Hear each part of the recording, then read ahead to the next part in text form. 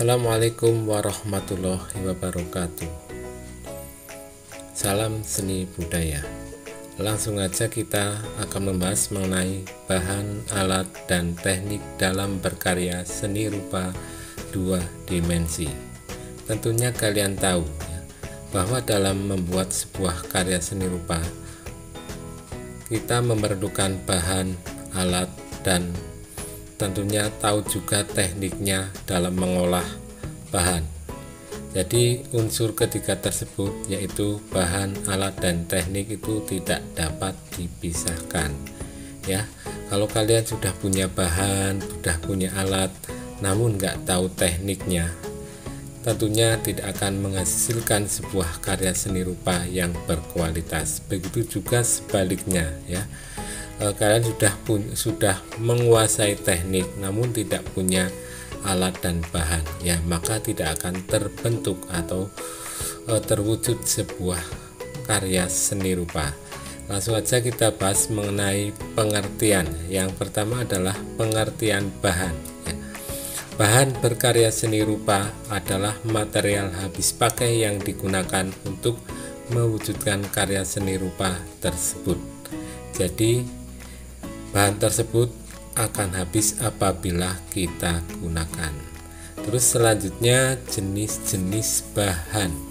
Itu yang pertama berdasarkan fungsinya, yaitu ada bahan utama ya atau medium, yaitu bahan yang memiliki nilai estetis dan harus ada dalam pembuatan sebuah karya ya. Contohnya kalau kita akan melukis harus ada kanvas dan cat, itu adalah bahan utama ya, jadi bahan pokok ya dalam membuat karya seni rupa.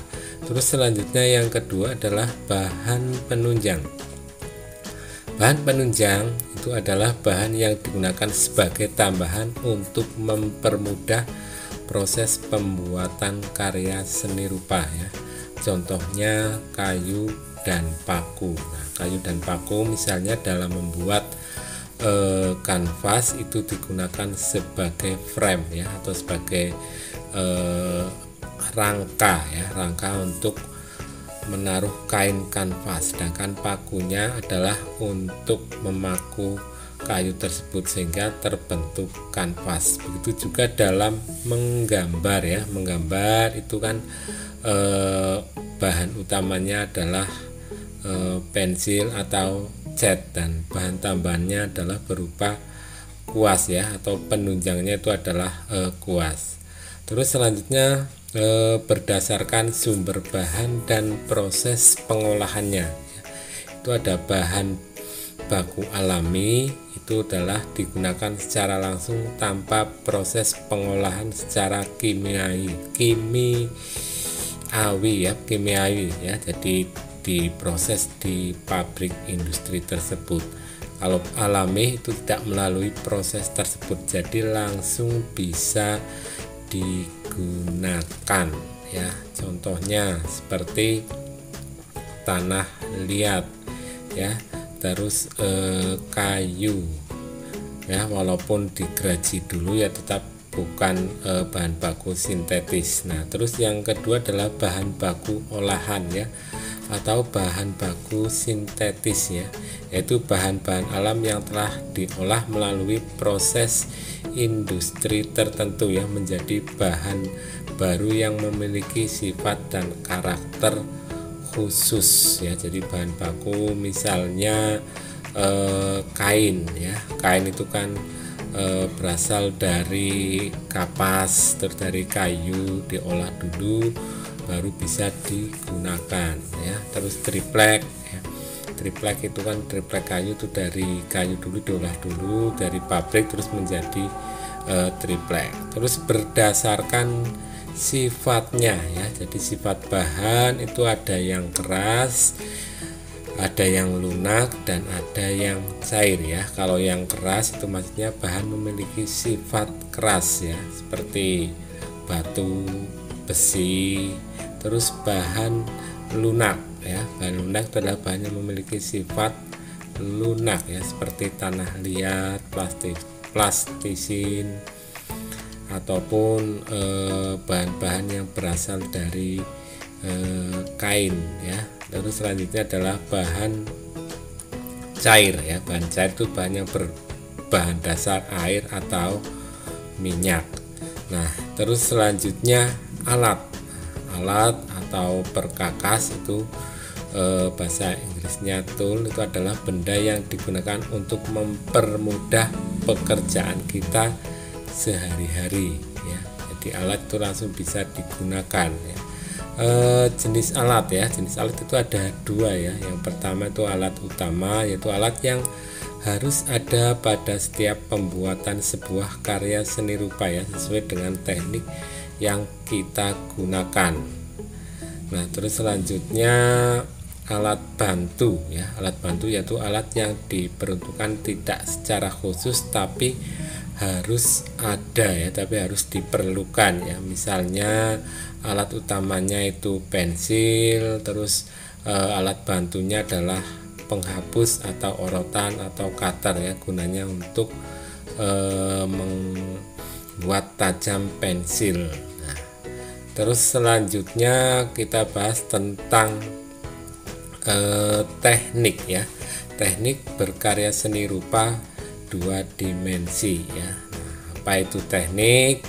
Kalian tentunya sudah tahu ya. Jadi sebenarnya itu teknik adalah cara ya, istilahnya adalah cara ya. Jadi teknik itu adalah cara atau metode, kepandaian atau kemampuan ya, membuat atau melakukan sesuatu kegiatan ya untuk menghasilkan sebuah karya. Nah, jadi teknik ini bisa dikuasai dengan berlatih terus menerus ya. Jadi kalau kalian pengen bisa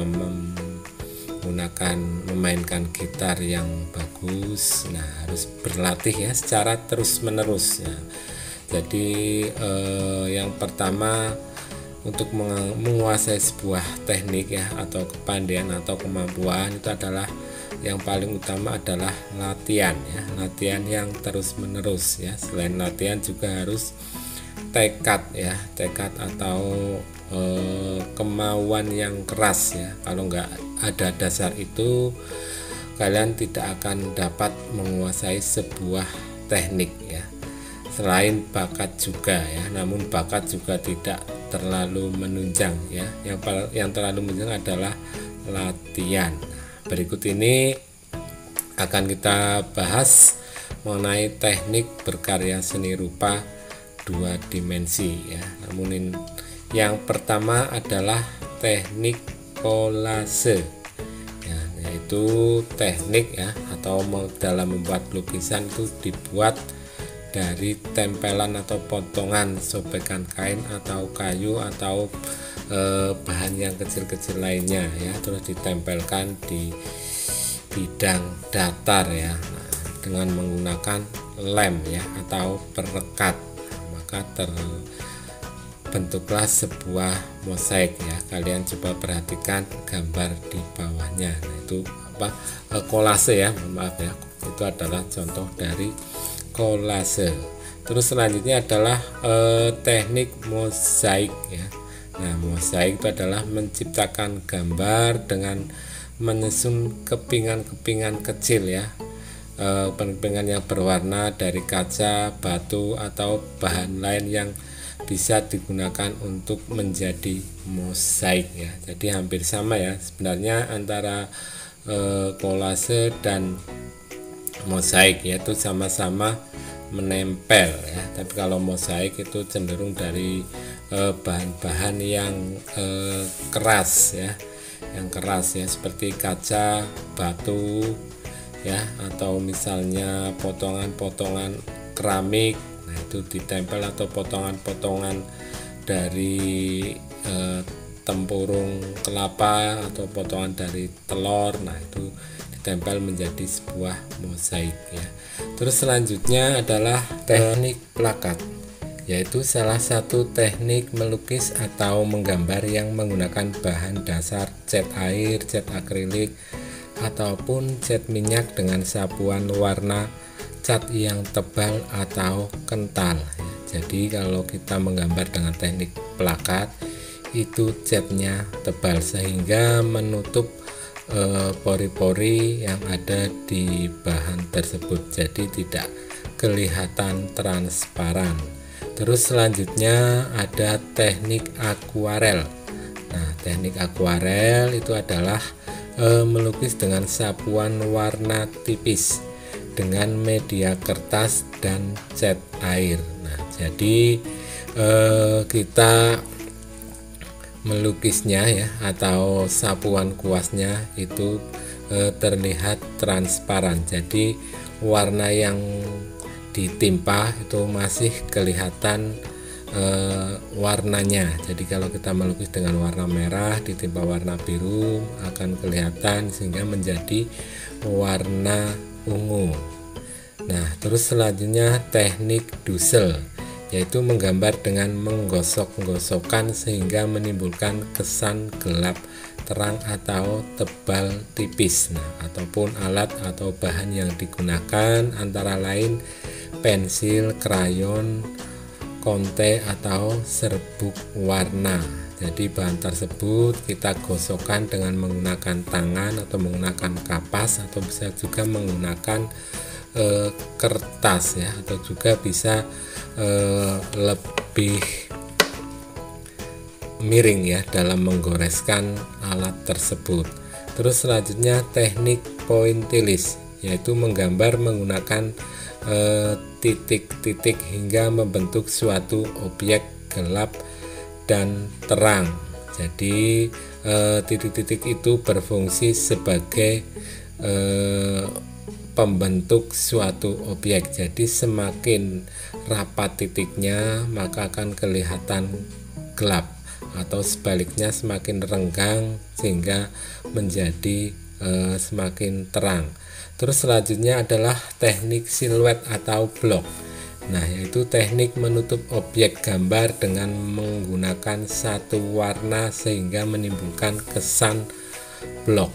Jadi detail yang ada di gambar tersebut itu tidak akan kelihatan ya. Jadi hanya kelihatan globalnya saja ya, seperti bayang-bayang. Jadi kalau kalian menggambar blok ya seperti bayangan saja ya. Ketika kalian berdiri di bawah sinar matahari, nah itu kan kelihatan bayangannya ya, yang membentuk objek manusia. Terus selanjutnya teknik arsir. Nah, teknik arsir itu dibuat dengan cara menggoreskan pensil, spidol, tinta atau alat yang lain ya, berupa garis-garis yang berulang-ulang yang membuat kesan gelap terang, gradasi atau kesan dimensi ya. Bisa diperhatikan ya gambar yang di bawahnya. Terus selanjutnya teknik linear. Itu suatu teknik seni rupa dua dimensi untuk dapat menggambar objek dengan cara menggunakan pola garis dan dari pensil atau pena yang digunakan ya. Jadi polanya itu membentuk objek ya, yang garisnya itu dibuat sejajar ya antara garis satu dan garis lain, tidak ada yang saling bersilangan ya. Kalau bersilangan itu bisa seperti arsiran. Nah, jadi kesan gelap terangnya itu dengan efek kerapatan garis. Terus selanjutnya teknik airbrush ya, atau teknik semprot. Jadi teknik tersebut itu menggunakan tekanan udara ya dalam satu wadah untuk menyemprotkan atau mewarnai pada bidang gambar ya. Contohnya kalau kalian menggunakan pilok. Nah, pilok itu disemprotkan kan akan menghasilkan warna ya, dan membentuk sesuai dengan bentuk tangan ya. Jadi tangannya yang membentuk objek tersebut, yaitu dengan cara disemprotkan. Nah, itu beberapa bahan, alat, dan teknik dalam berkarya seni rupa ya. Sebenarnya masih banyak lagi ya alat bahan dalam berkarya seni rupa, namun tidak saya bahas kali ini ya. Nanti mungkin bisa dibahas untuk karya seni rupa 3 dimensi. Nah, kalian nanti bisa mencari teknik-teknik berkarya seni rupa di internet. Nah, yang belum kita bahas di sini itu adalah teknik grafis ya, atau teknik cetak. Nanti kalian bisa cari sendiri teknik cetak itu macamnya apa aja. Kita bahas yang sederhana saja dulu ya. Saya cukup akhiri sekian aja. Assalamualaikum warahmatullahi wabarakatuh.